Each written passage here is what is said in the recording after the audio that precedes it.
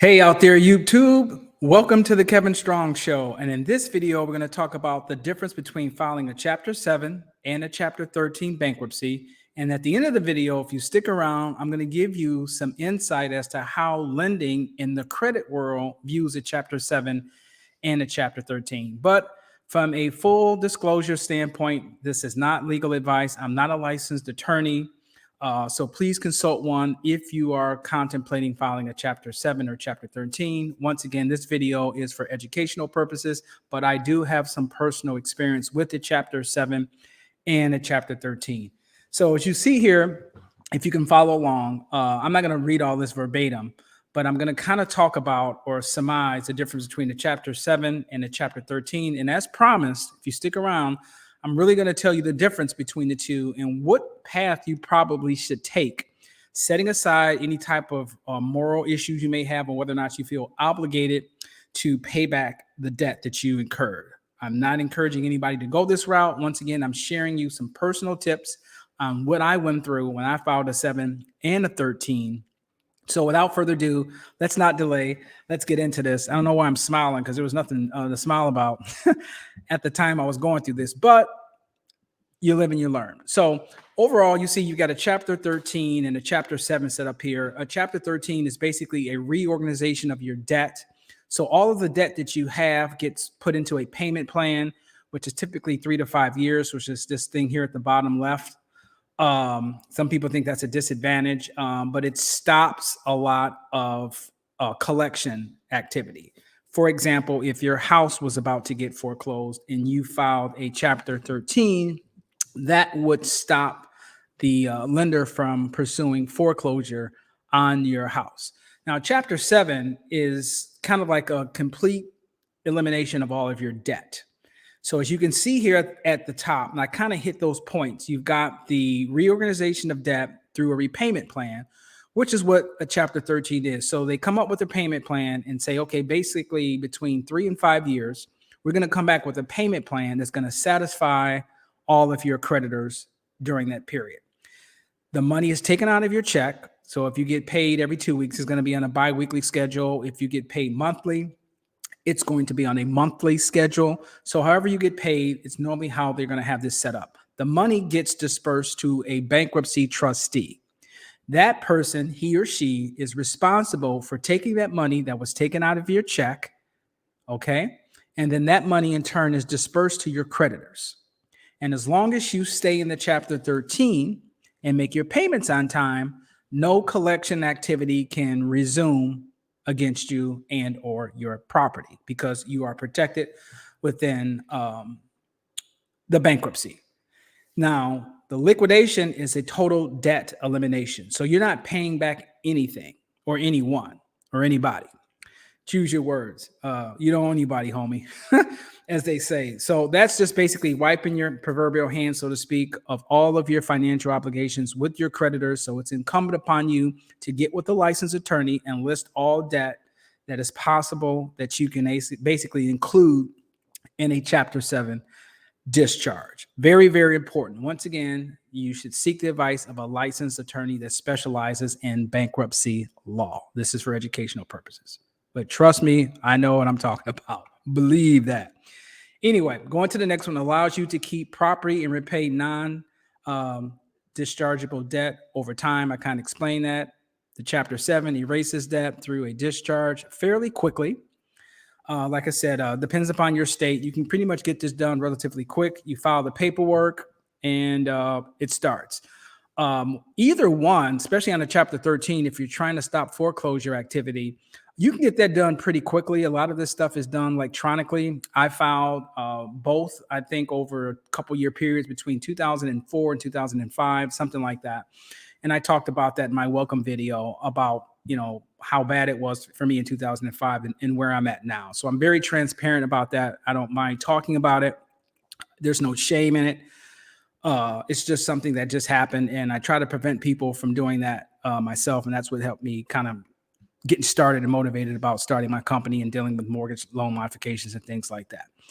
Okay, so you can file it under Chapter 13 as an individual sole proprietor. Chapter 7, the same thing, or as a sole business owner if it qualifies.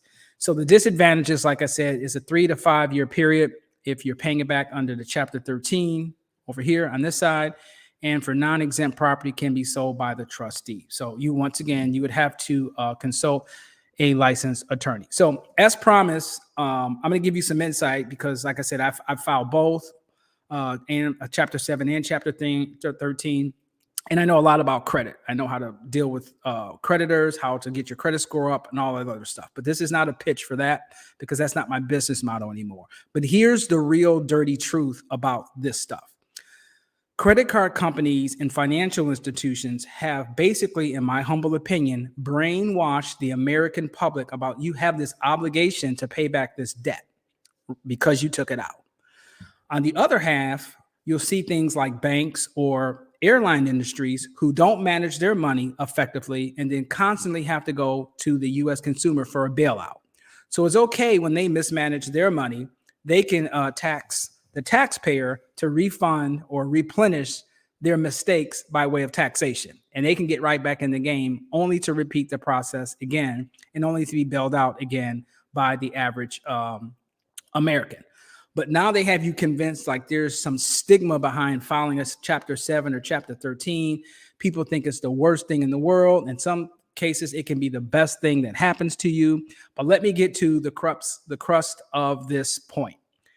When you file a Chapter 7, everything is discharged, okay? You get a clean slate. That's why if you've ever filed one yourself or know someone who's filed a Chapter 7, typically 6 months after your Chapter 7 is discharged, okay, you start to get credit card offers and car loan offers. So why would they do that and you've just filed bankruptcy?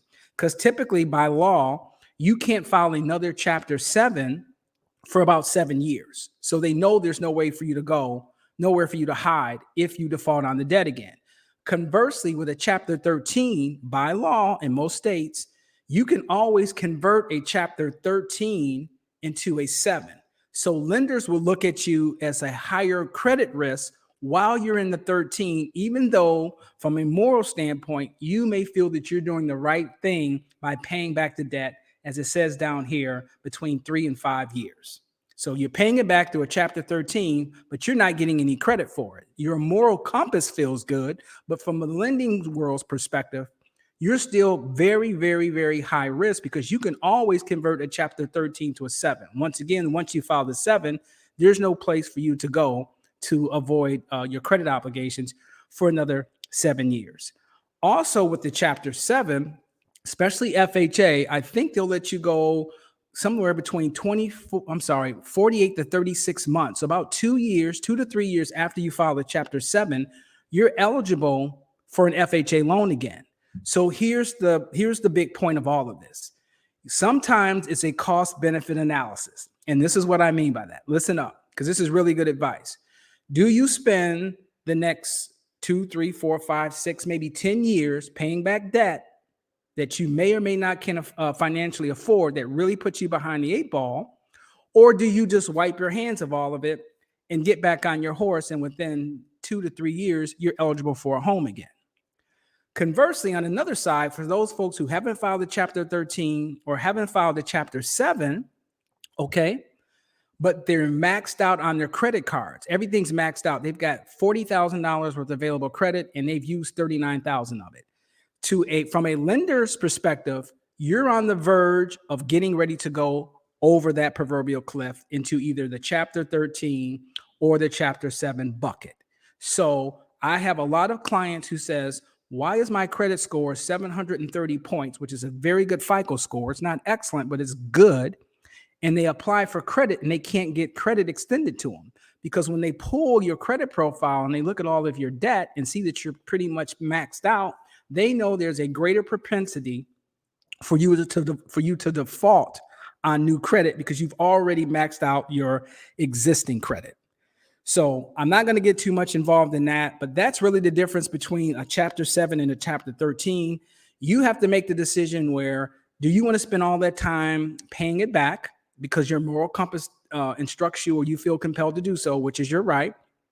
Or do you say, hey, I'm just going to wipe my hands of all of this and start over? A lot of times, if you do the Chapter 7, your house has to go with it.